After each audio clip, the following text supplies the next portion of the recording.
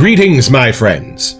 We are all interested in the future, for that is where you and I are going to spend the rest of our lives. And remember, my friends, future events such as these will affect you in the future. Welcome to Universe 25. It's a beautiful morning with the Barbershop Duet. Hi, I'm Marcus Klinger with Klinger Vocal Studio. And I'm Sarah Vincent with Sarah Vincent Virtual Pilates. But on Wednesdays and Saturdays, we're the Barbershop Duet. Hey, y'all come on in. Thank you for finding our little barbershop. If you happen to be here during one of the live premieres on YouTube, why, come on in the live chat. Meet the Whiff Pack. Cool group of friends hanging out from all over the world talking about all kinds of stuff. They'd love to meet you too. They would. And for our mention today, Marcus would like to talk about the Phoenix Artisan Accoutrements fan page. Y'all check it out on Facebook. It's a great place to hang out, find out about new releases from PAA. And if you did get the High Strangeness Bermuda Triangle Countdown calendar from a few weeks ago, there are a few still remaining at the PAA website. Douglas has opened up a poll this morning to find out which of those 6 scents might be your favorite for a full-size release in the coming months from PAA. Head over there and cast your vote. And what is our soap today? This one is an homage to one of Douglas's favorite colognes ever. Let's meet him.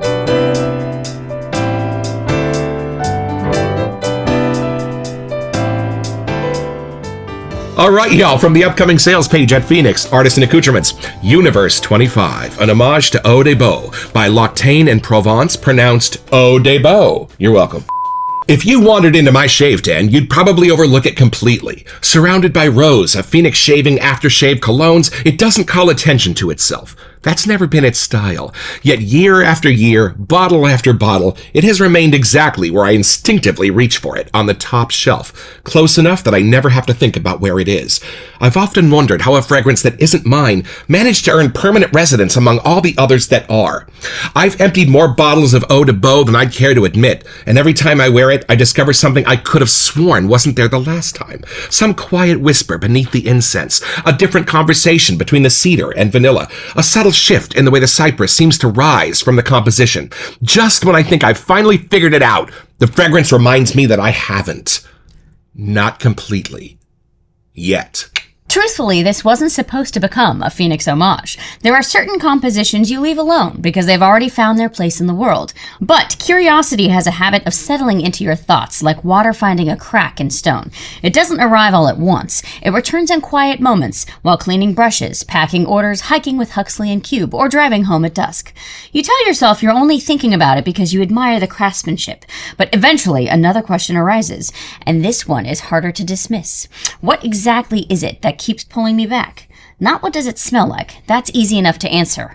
Why does it linger in my mind long after the fragrance itself has disappeared? Oddly enough, that question has always led me somewhere else entirely. Universe 25. It sounds like the title of a forgotten science fiction novel, but it was actually the name of one of the most fascinating behavioral experiments ever conducted. I swear. Hashtag real science. I can confirm this. We studied what you're about to hear at San Francisco State University when I got my degree in psychology.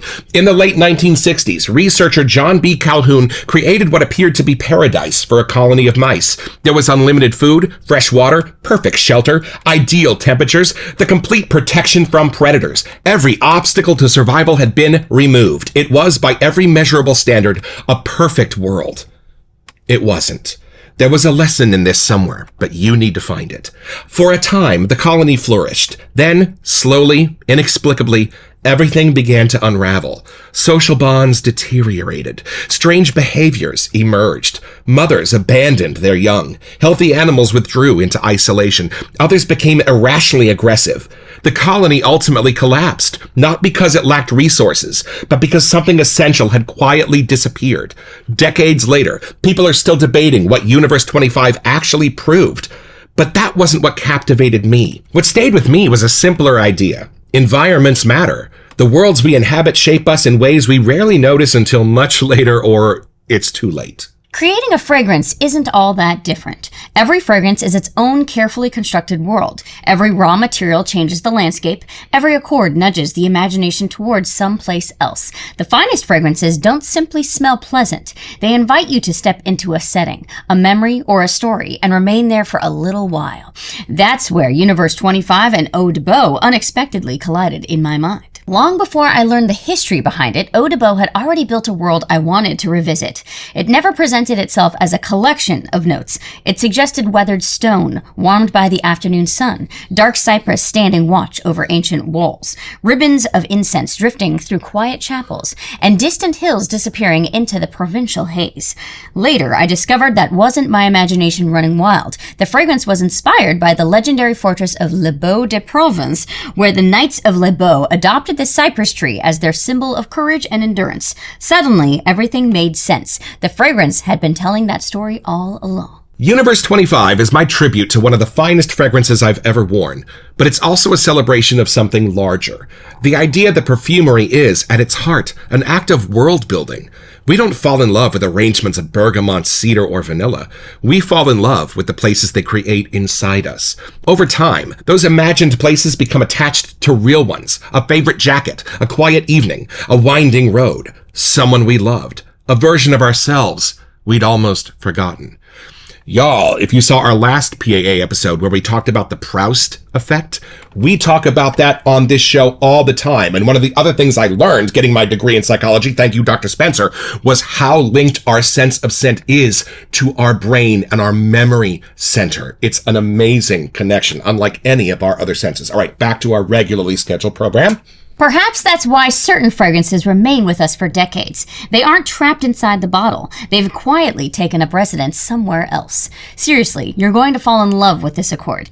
Seasonality or when to wear this. Some fragrances seem destined for a particular season. Universe 25 has other ideas. It is every bit as captivating on a long summer evening as it is on the first crisp afternoon that calls for your favorite sweater. As autumn settles in, the woods and resins become richer and more contemplative. Winter draws out its warmth, wrapping cedar, frankincense, and vanilla around you without ever feeling heavy. Then spring arrives, and the fragrance seems to breathe again, revealing a brighter, greener character that had quietly waited beneath the surface all along. It is one of those rare compositions that never feels out of place, adapting effortlessly to the changing seasons while remaining unmistakably itself. Wear it once and you'll understand why it has remained one of my personal favorites for so many years. I wonder if this is unisex, or Glenn or Glenda. All right, y'all, well, come along with us. It's time to open this little box from Universe 25.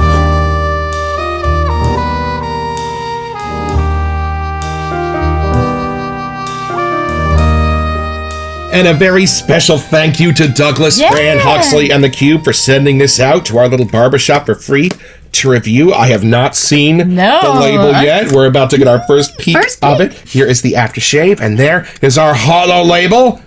Whoa! Look at that! Y'all, that is amazing. You can't see it yet. Hold on a second. Oh, it's the experiment. It's Universe 25 itself in PAA form. That is fabulous. Is there a fish? No, there's a lot of cheese and mice, but then if you look closer, we're actually inside that guy's head. Right, like the Diamond Merchant from Men in Black. When his face opens. There you go. And there's a mouse in there. And there's a bunch of them. The cheese does not stand alone. And this is my favorite foamy paper that keeps the aftershave safe in the mail. There's lore on the back of your aftershave box. Make sure you don't miss it. And let's see. Look at that. Look at that. I love these labels. Y'all come along with us for this most mysterious first impression.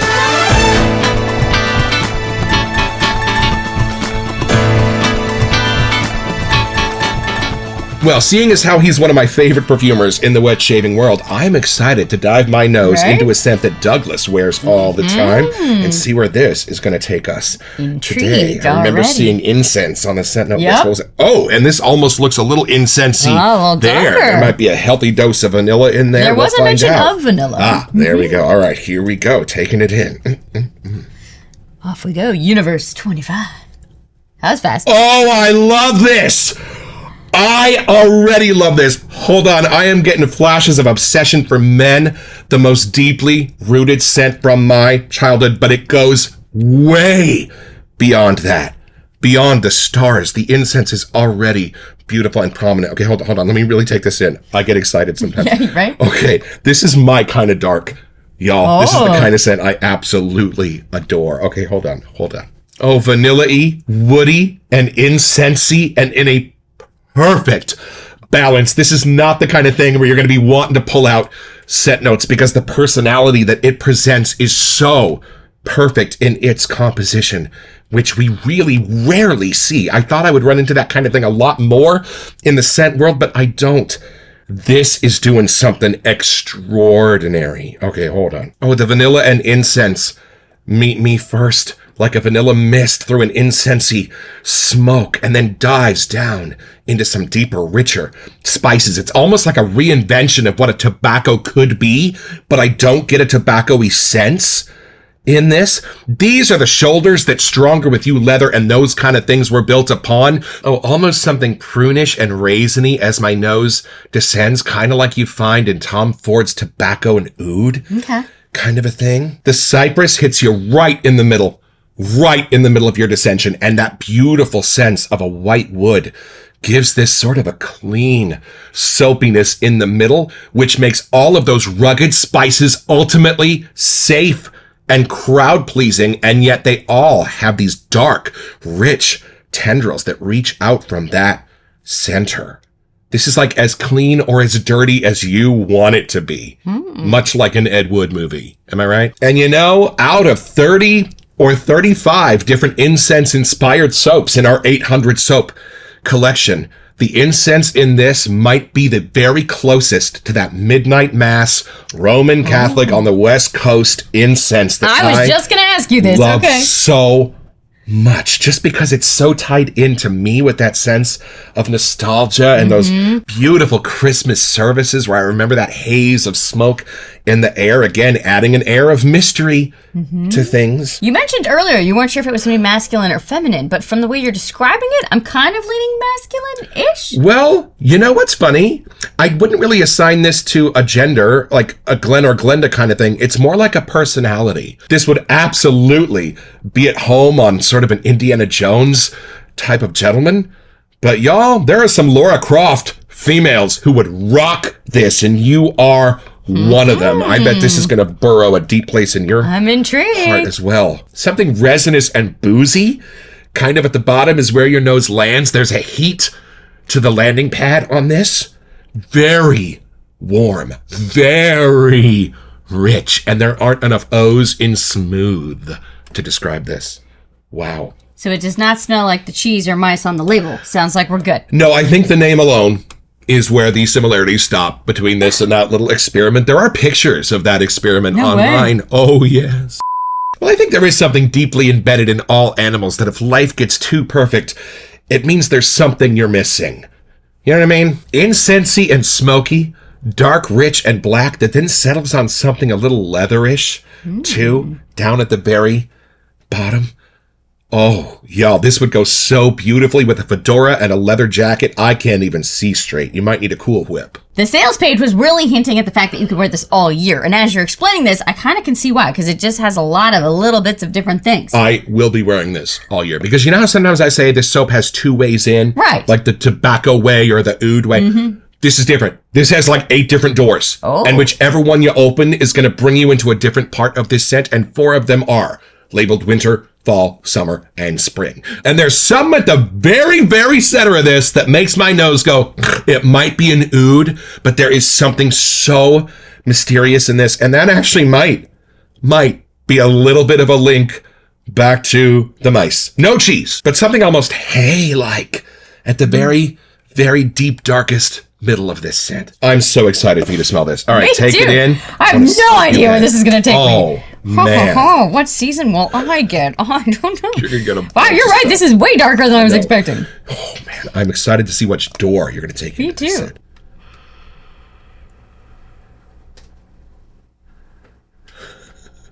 Yeah, you need a long whiff. Okay, for me, I was getting flashes towards Astro Traveler, maybe. Oh. Something we have. I understand what you mean by it's like a tobacco, but it's not. Right. It's almost that like sweet side that's naturally there in the spices. It's a lot lighter and airier than I was expecting. I don't know why from everything you were saying, my brain kept pulling it darker than I think it really is. She came to bed the other night with Astro Traveler on. I did. Maybe I was teleporting to here. I don't know. Now, second whiff, totally different adventure. Okay. Yeah, that was a darker kind of amber vanilla entrance, I want to say. Not gourmandy, but it rides that sweet line with like an airiness to it. But it kind of has, it might be the woods, because there's something clean. If I follow that, then it goes clean, and then it keeps getting brighter somehow. Not citrusy, not gourmandy, but there's just something that starts to have like an uplift at the end of this whiff. And she's right. There's an ambery sense in this for sure. Deep, rich, and golden brown for me. The back of this is like a super dry scent. Does that make sense? Yes. Like it's almost like an herb or like tea leaves or something like almost like a papyrusy kind of a thing. Yeah. Like there's something about that's super dry, but it keeps the spices a little brighter. Like somehow that turns up the other vibe of that whiff. So I can see where it could really be multiple seasons. At first when I was reading that, I'm like, I don't know how that makes sense. I'm sure he's right, but give me a second. Now that I'm here, I'm like, yeah, depending on which way you want to turn your gaze,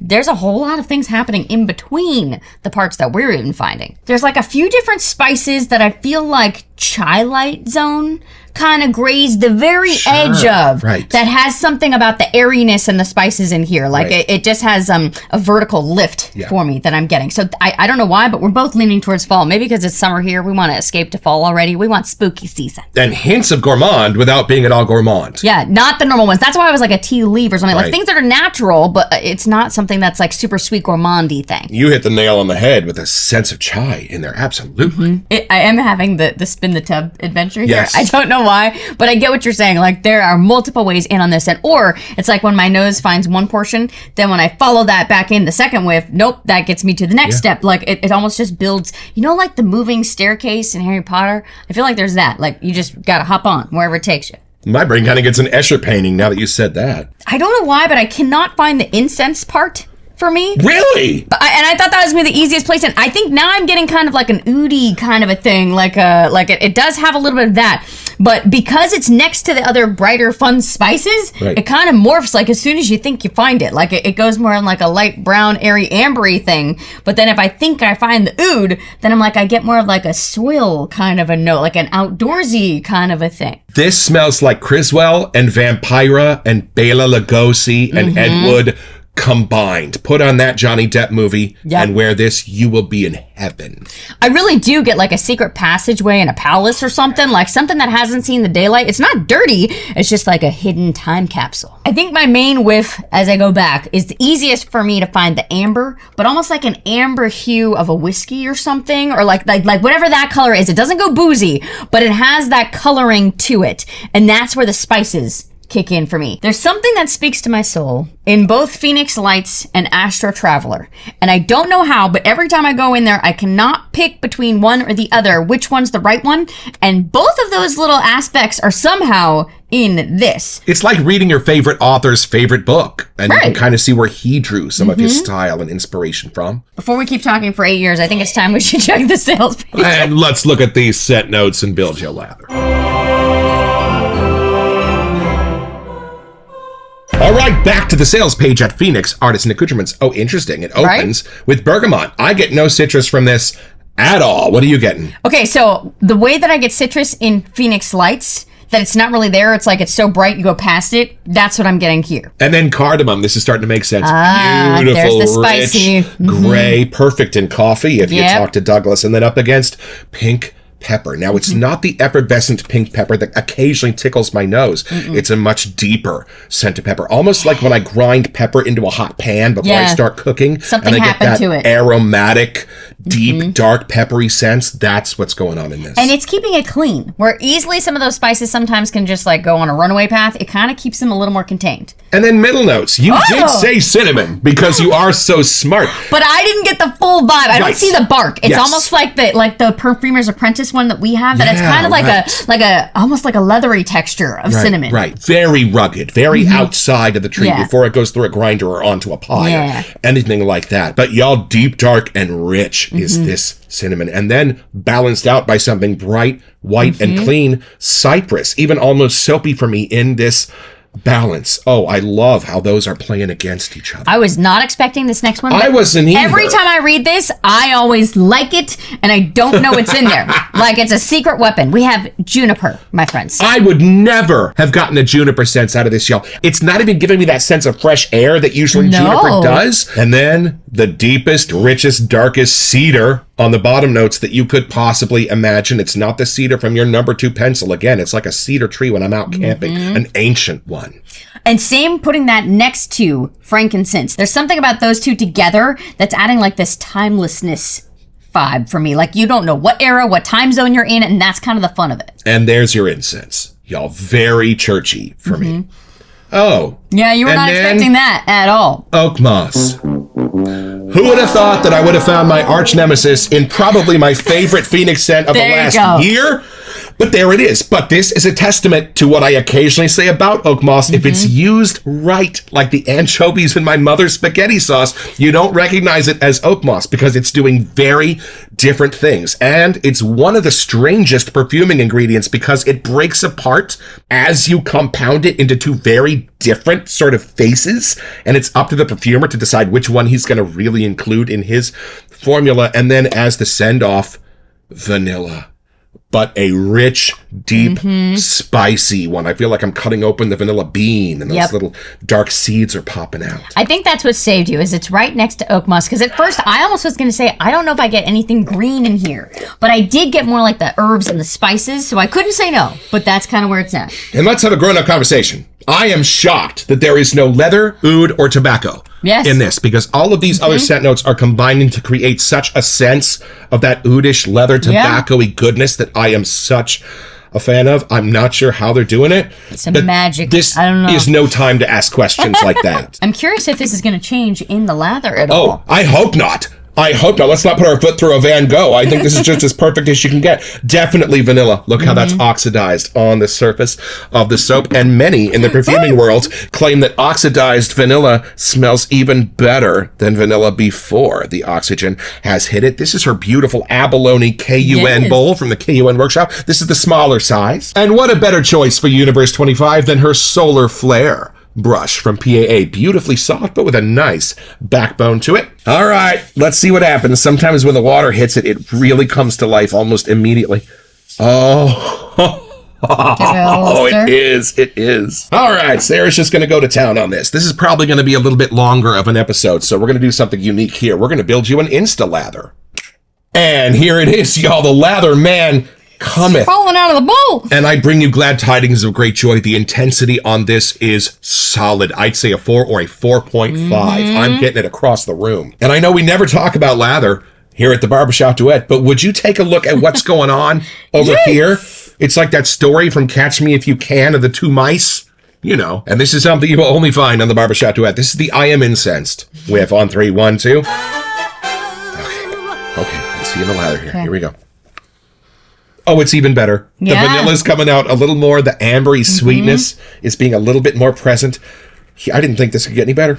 That got a little more daylight airy for me, like that. The mids actually have more of a voice. I think it's actually the juniper, cinnamon, cypress, something in there with the frankincense and maybe even more of the cardamom-y business. And we don't do shaving here on the Barbershop Duet like our friend Chris on DE Razor Shaving, but we did want to show you what this lather looks like when it coats and covers my moneymaker. And you notice I say my moneymaker. This is mine. I know. He's going to go shave right now. Oh, y'all. I saved a little bit of stubble today. I shaved super early yesterday so I could shave with this right away. Oh. Yeah, I think I'm going to be shaving this one tonight. I'm saying. This is the kind of soap where I would buy an emergency backup tub for in case I drop it in the toilet. There you go. It's that good. And I think we're still stuck in that same conundrum. It cannot be a masterpiece because it's technically an homage. I don't care. I don't care. We are going to make an exception for this episode. Plus, it looks like from the sales page, Douglas crafted this himself. Right. I am saying counts, right here and now, this is a masterpiece of masterpieces here on the Barbershop Duet. We might have to start a new list. We might. All right, y'all, let's take this down a little bit deeper. because I really want to use this splash.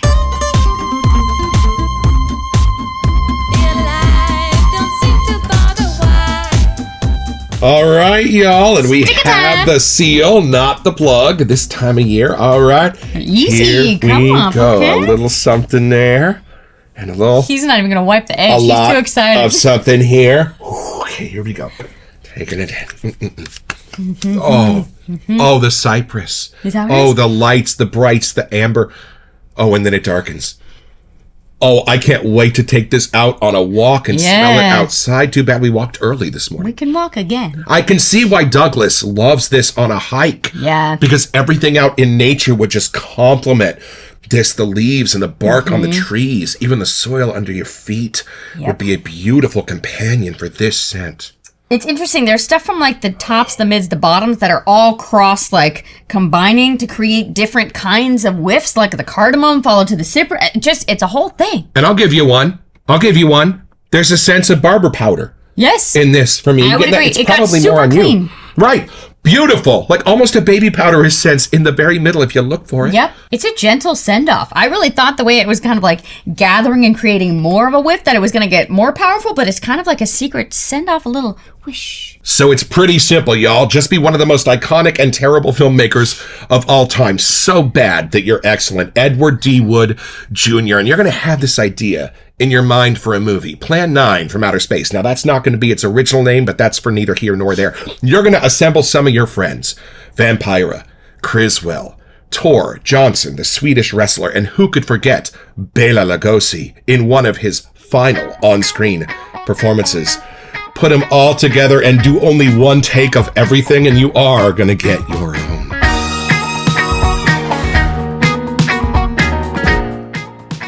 So head over to their website at phoenixartisanaccoutrements.com. Or even better, do it by way of the link in the description. It's an affiliate link, which lets them know that we sent you, and it gives us back a small percentage of the sale, which we'll probably spend on soap so we can make more episodes. It's at no cost to you, and we would be grateful.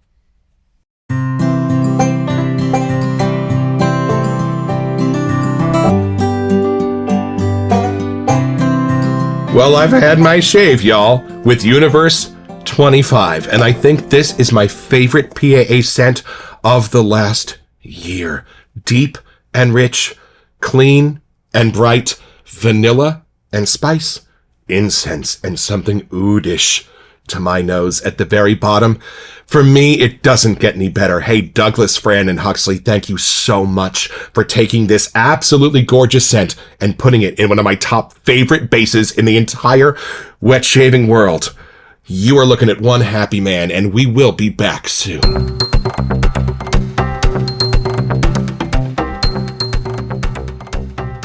Hey, welcome to Messages. So for our July giveaway, we wanted to give you a chance to get $25 to Katie's Bubble. That's right, y'all. And all you have to do to be eligible for this giveaway is send us an email. Here to We Sent You at thebarbershopduet.com so we can get back to you. It's the only way we communicate about our giveaways, and then check back here on our first August episode to see if you are our lucky winner. Best of luck.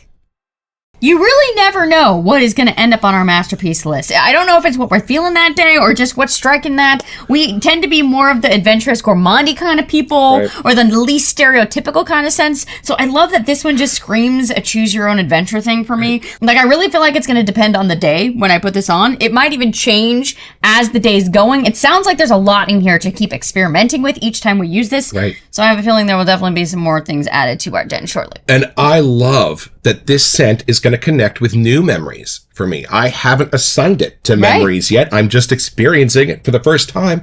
And I'm always going to remember sitting with you here under the lights with our beautiful Cavalier King Charles Spaniel snoring away at arm's reach. And this fabulous scent from our fabulous friends at PAA, which they sent out for free to review. Thanks, y'all. And our fabulous friends in the chat from all over the world that are sitting watching this right now. We so appreciate all of your love and support. We look so forward to our Wednesday and Saturday mornings with all of you to catch up on life and all of your adventures.